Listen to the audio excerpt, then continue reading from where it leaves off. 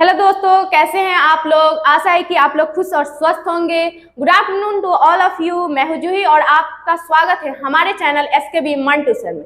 तो फ्रेंड्स, जैसे कि हम लोग केमिस्ट्री पढ़ रहे हैं जो क्लास 10 की है। हम लोगों ने केमिस्ट्री में रासायनिक अभिक्रिया पढ़ लिया है, उसका प्रकार भी पढ़ लिया है। उसके प्रकार में कुछ ऐसे चीज बचे हुए हैं जिसको पढ़ना बहुत ही इंपॉर्टेंट है। शायद हो सके आपके बिहार बोर्ड एग्जाम में इससे क्वेश्चन पूछा जा सके। ओके, तो आपको इसको समझना है। तो हम लोगों ने वियोजन अभिक्रिया पढ़ा था। वियोजन अभिक्रिया में हम लोगों ने बहुत कुछ पढ़ा था, जिसको आप इससे पीछे वाले वीडियो में जाकर देख सकते हैं कि वियोजन अभिक्रिया क्या है। तब आकर इस वीडियो को आप देखेंगे तो आपको और भी अच्छे से समझ में आएगा। तो फ्रेंड्स, वियोजन अभिक्रिया में हम लोगों ने एक अभिक्रिया पढ़ा था, प्रकाशीय अभिक्रिया। प्रकाशीय वियोजन। प्रकाशीय वियोजन में हम लोगों ने पढ़ा था कि वैसा अभिक्रिया जिसमें कोई पदार्थ प्रकाश से टूटता हो, यानी प्रकाश से टूटकर अलग होता है, यानी एक अभिकारक कई प्रतिफलों में टूटकर बनता है, उसे हम वियोजन अभिक्रिया कहते हैं या प्रकाशीय वियोजन कहते हैं। यानी जिसमें प्रकाश से वियोजित हो, जिस पदार्थ में प्रकाश से वियोजन हो उसे हम प्रकाशीय वियोजन कहते हैं। तो एक नंबर में हम लोगों ने ये प्रकार पढ़ा था। दूसरा हमारा आता है वैद्युत अपघटन। वैद्युत अपघटन को आप कैसे समझेंगे? वैद्युत अपघटन से आपको एक चीज तो समझ में आ रहा है कि वैद्युत से यानी विद्युत जानते हैं आप लोग फिजिक्स में जो पढ़े हैं। यानी विद्युत में एक चीज होता है कि अगर किसी भी चीज में विद्युत धारा प्रवाहित करना हो तो उसमें प्लस और माइनस दो चीज हम लोगों को लेना पड़ता है। बैटरी लेना पड़ता है, सेल लेना पड़ता है, तब जाकर हम लोग किसी चीज में विद्युत धारा प्रवाहित कर पाएंगे। तो इस चीज को समझने के लिए आपको क्या करना पड़ेगा? सबसे पहले आप लीजिए जल का वैद्युत अपघटन कीजिए। एक एग्जाम्पल्स मैंने लिया हुआ है। यानी जल का वैद्युत अपघटन जब भी आप कीजिएगा तो H2 और O2 में टूटेगा। ये हमारा विद्युत धारा के कारण हो रहा है। विद्युत धारा जब प्रवाहित कर रहे हैं तब हो रहा है।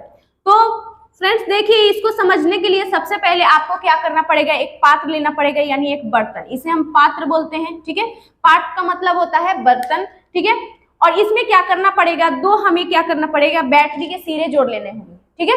तो यहाँ पे देखिए हमारा जो बैटरी के सिरे जो जुड़े हुए हैं, यानी अगर हम लोग सेल जोड़ते हैं तो इसमें दो सिरे होते हैं। एक धनायन सिरा होता है, यानी धनावेश, और दूसरा हमारा ऋणावेश होता है, ठीक है। ऋणावेश होता है। यानी इसमें हमने एक पात्र लिया, एक पात्र में मैंने दो सिरा लिया, एक धनावेश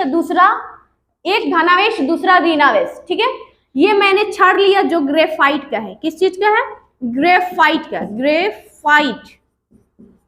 मैंने ये छड़ लिया ग्रेफाइट का, और इस छड़ में आप लोग देखेंगे, इस छड़ को मैंने वाटर में डुबोया, और वाटर में डुबोने के बाद इसमें मैंने क्या किया? विद्युत धारा प्रवाहित किया, तो ये जल में जाएगा, ठीक है। जब इसका परिपथ पूरा हो जाएगा, परिपथ का मतलब होता है, परि का अर्थ होता है चारों तरफ और पथ का मतलब होता है रास्ता। यानी जब विद्युत धारा पूरे परिपथ पे यानी पूरा परिपथ पूरा कर लेगा, तब यहाँ पे जल का क्या होता है? जल का अपघटन होना शुरू हो जाएगा, यानी जल टूटने लगेगा। इसको हम लोग प्रैक्टिकल के थ्रू जरूर समझेंगे संडे को, ठीक है। संडे को मैं इसका जरूर प्रैक्टिकल करके दिखाऊंगी कि जल कैसे वैद्युत अपघटन करने पर हाइड्रोजन और ऑक्सीजन में टूटता है। तब तक आप थ्योरिटिकल जो नॉलेज है हम लोगों का वो लीजिए, बाद में आप प्रैक्टिकल देखिएगा, ठीक है। तो फर्स्ट हमारा ये चीज है। पात्र में मैंने क्या किया? एक पानी लिया, पानी में दो ग्रेफाइट का इलेक्ट्रोड जोड़ा, ठीक है। और इसमें यहाँ पे एक धनायन जोड़ा, एक ऋणायन जोड़ा, ठीक है। यानी हम बोलेंगे कि बैटरी के सिरा जिस इलेक्ट्रोड से या धनायन सिरा जिस इलेक्ट्रोड से जुड़ा हुआ है उसे एनोड कहते हैं और दूसरा कैथोड कहते हैं। धनात्मक वाला को एनोड और ऋणात्मक वाले को कैथोड। अब बोलेंगे आपको कि इसको याद रखें कैसे? आप आंध्र प्रदेश से याद रखिए, ये ट्रिक है, ठीक है। ट्रिक से याद कीजिए। ए का मतलब होता है एनोड, ठीक है, एनोड, और पी का मतलब होता है पॉजिटिव, यानी एनोड हमेशा पॉजिटिव होता है। यानी आंध्र प्रदेश से आप याद रखिए इसका, यानी हमेशा एनोड जो होता है पॉजिटिव और कैथोड होता है जो हमारा नेगेटिव। आपको याद रखने में कोई कंफ्यूजन नहीं होगी, ठीक है। यहाँ पे देखिए हम लोगों ने क्या किया कि पात्र लिया, पात्र में जल लिया, और जल लेने के बाद इसमें हम लोगों ने दो इलेक्ट्रोड जोड़ा। यानी ये ग्रेफाइट का जो छड़ है इसको हम इलेक्ट्रोड भी बोलते हैं, ठीक है, इलेक्ट्रोड इसी को बोलते हैं। ठीक है, इसमें हमारा दो सिरा है, एक प्लस एक माइनस है, एक एनोड है, दूसरा कैथोड है। ठीक है, जब इसमें विद्युत धारा प्रवाहित करते हैं तो ये परिपथ जब पूरा होता है तो जल का अपघटन होता है, यानी जल अलग टूट जाता है, यानी एक हाइड्रोजन में टूटता है, दूसरा ऑक्सीजन में टूटता है। यह आपके बिहार बोर्ड के लिए काफी इंपॉर्टेंट क्वेश्चन है। आपके चित्र के सहित, यानी चित्र सहित क्या करेगा, वैद्युत अपघटन को दर्शाने के लिए बोलेगा। तो आप चित्र सहित एक क्या करेंगे, पात्र को लेंगे, जल को दर्शाएंगे, दो क्या करेंगे, ग्रेफाइट का यहाँ पे इलेक्ट्रोड जोड़ेंगे, प्लस में यहाँ पे प्लस लेंगे, माइनस लेंगे, और यहाँ पे इस चीज को चित्रण द्वारा दर्शा सकते हैं। ठीक है, इस चीज को समझने के लिए, जब वैद्युत अपघटन होता है तो जल जब टूटता है तो हाइड्रोजन 2 और ऑक्सीजन 2 परमाणु अलग अलग हो जाता है। ठीक है, यानी दोनों गैस में बदल जाता है। इसका कुछ डेफिनेशन वगैरह भी समझ लें, या इसका क्रियाकलाप समझ लीजिए कि आप किस तरीके से एग्जाम में लिखिएगा, इस चीज को समझिए। ठीक है, जल के वैद्युत अपघटन में किसी पात्र में जल लेकर उसे बैटरी ग्रेफाइट के इलेक्ट्रोड से जोड़ दिया जाता है। यानी यहाँ पर देखिए, किसी बर्तन को हम लोगों ने लिया, उसमें जल लिया, और इसमें बैटरी जो ग्रेफाइट है इसका जो छड़ लिया, उसे हम इलेक्ट्रोड बोलते हैं। इलेक्ट्रोड को जोड़ लेते हैं। ठीक है, जोड़ दिया जाता है। परिपथ पूरा होने पर जब विद्युत धारा प्रवाहित किया जाता है तो इसका परिपथ जब पूरा होता है तब क्या होता है, जल का अपघटन होने लगता है, यानी जल टूटने लगता है। जल टूटता है तथा हाइड्रोजन एवं ऑक्सीजन गैस प्राप्त होता है। जब जल टूट जाता है, अपघटन हो जाता है, तब हमें हाइड्रोजन और ऑक्सीजन गैस प्राप्त होता है। तो चलिए एक इंपॉर्टेंट क्वेश्चन और है, यहाँ पे थोड़ा सा आप लोग ध्यान देंगे। हाइड्रोजन हमारा इसका चार्ज होता है हाइड्रोजन +1 और ऑक्सीजन -2 होता है। ठीक है, अब देखो एक चीज है, इसमें बहुत अच्छा फंडा है जिसको बहुत अच्छे से समझना है। यानी जो माइनस है, माइनस क्या होता है जी, प्लस की तरफ आकर्षित होता है, और प्लस जो है माइनस की तरफ आकर्षित होता है। जब बैटरी सेल लेते हैं तो प्लस हमेशा माइनस की तरफ अट्रैक्ट होता है और माइनस हमेशा प्लस की तरफ अट्रैक्ट होता है। ठीक है, तो जब जल का वैद्युत अपघटन होगा तो एक इंपॉर्टेंट आपको क्वेश्चन जो आएगा बिहार बोर्ड में कि जल का अपघटन जब होता है तब हमें हाइड्रोजन गैस कहाँ प्राप्त होते हैं और ऑक्सीजन गैस कहाँ प्राप्त होते हैं। तो देखो बच्चों, यहाँ पे ऑक्सीजन जो है हमारा माइनस है और हाइड्रोजन जो है हमारा प्लस है। यानी हाइड्रोजन जो प्लस है तो किधर आएगा जी, हाइड्रोजन जब प्लस है तो यहाँ पे माइनस, यानी हाइड्रोजन गैस हमें माइनस पे प्राप्त होता और ऑक्सीजन गैस हमें प्लस पे प्राप्त होगा। अब हम लोग इसको बहुत ही अच्छे से समझ सकते हैं। यानी बिहार बोर्ड जब आपके एग्जाम पूछेगा कि जो हमारा जल है, जल का वैद्युत अपघटन जब होता है तो हाइड्रोजन गैस कहाँ प्राप्त होगा और ऑक्सीजन गैस कहाँ प्राप्त होगा, तो हम बहुत ही आसानी से कह सकते हैं। आपको इसका चार्ज याद रखना है बस, और सिंपल फंडा है, आप इसको बता सकते हैं। जब प्लस है तो प्लस माइनस पे मिलेगा और माइनस है जो हमें प्लस पे मिलेगा। हम एक चीज बता सकते हैं कि ऑक्सीजन हमें प्लस यानी एनोड पे मिलेगा और हाइड्रोजन जो हमें मिलेगा कैथोड पे मिलेगा। तो ये आपके 5 नंबर की क्वेश्चन सॉल्व हो गए। तो चलिए अब हम लोग आगे पढ़ेंगे उष्मीय और तापीय वियोजन। यानी उष्मीय और तापीय वियोजन क्या है, इसका एक और प्रकार है। तो तीसरे नंबर पर, तो अब हम लोग पढ़ेंगे तीसरे नंबर पे जो हमारा है तापीय वियोजन या उष्मीय वियोजन। ठीक है, हमारा जो 3 नंबर पे है वियोजन का प्रकार यानी तापीय वियोजन। तापीय वियोजन, तापीय वियोजन या उष्मीय वियोजन। उष्मीय वियोजन, जिसने हमारा पहला वीडियो देखा होगा तो मैं एक एग्जांपल लूंगी जो अच्छे से समझ पाएगा। ठीक है, सबसे पहले हमें क्या लेना है, CO3। जब इसमें क्या कर रहे हैं, उष्मा दे रहे हैं। ठीक है, उष्मा दे रहे हैं, तो जब इसको उष्मा देते हैं कैल्शियम कार्बोनेट को, तो ये टूट जाता है calcium oxide plus carbon dioxide. ठीक है, यहाँ पे एक चीज देखना, ठीक है, बहुत अच्छे से।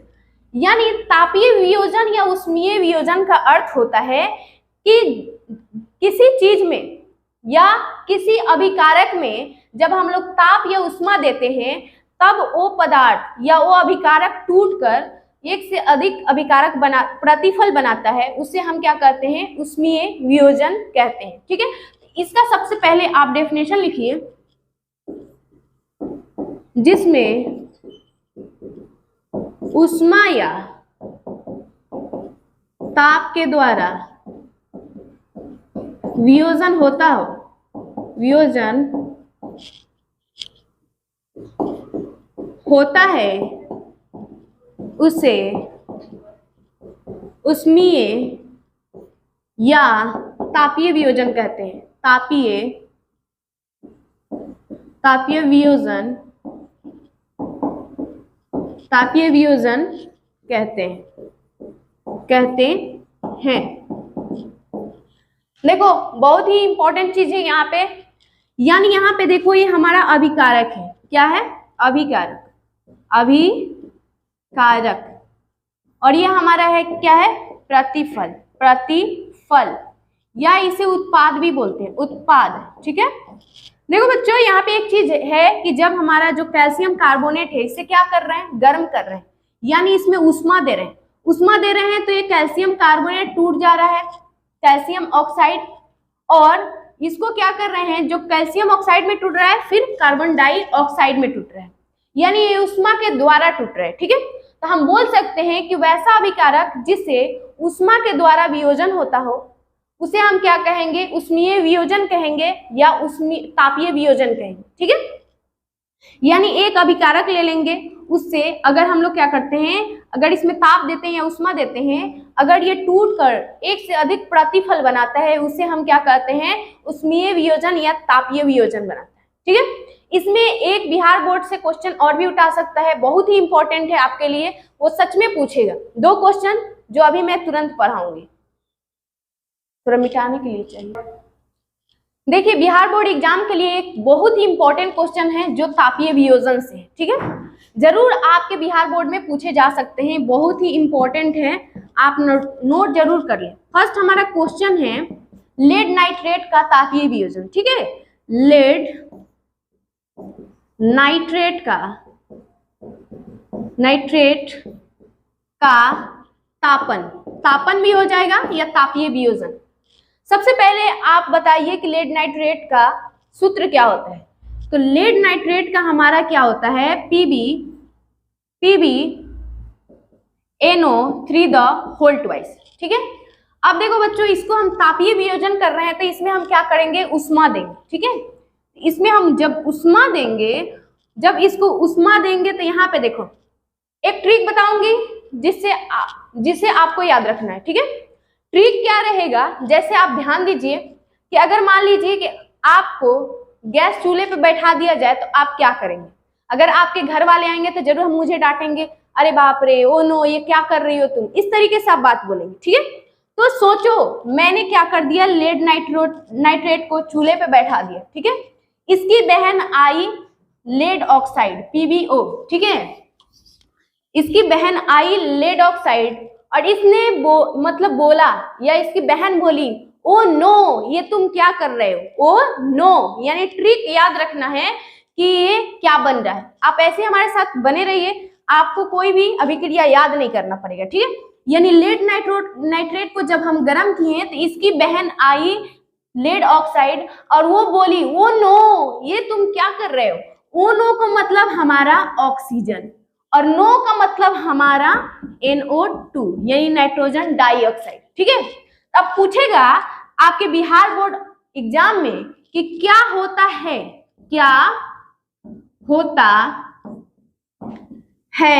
जब लेड नाइट्रेट का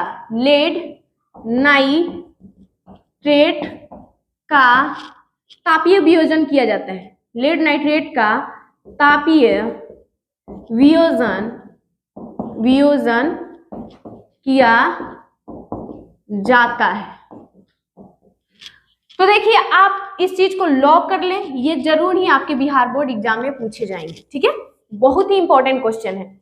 यानी लेड नाइट्रेट को जब हम गर्म करेंगे तो इसकी बहन आएगी लेड ऑक्साइड, यानी और वो बोलेगी, ओ नो, ये तुम क्या कर रहे हो? ओ नो का मतलब ऑक्सीजन और नाइट्रोजन डाइऑक्साइड गैस। यानी जब लेड नाइट्रेट का जब तापीय वियोजन किया जाता है तब ये लेड ऑक्साइड और ऑक्सीजन और प्लस में नाइट्रोजन डाइऑक्साइड गैस बनाता है। तो ये हमारा एक इंपॉर्टेंट क्वेश्चन क्लियर हुआ और दूसरा इंपॉर्टेंट क्वेश्चन जो है उसको भी आप देख लीजिए, वो भी बिहार बोर्ड एग्जाम में जरूर पूछा जाएगा। ओके।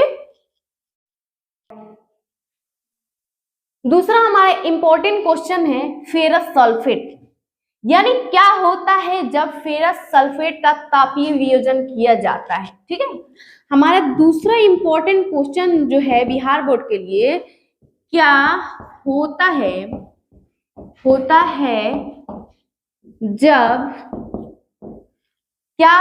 है जब फेरस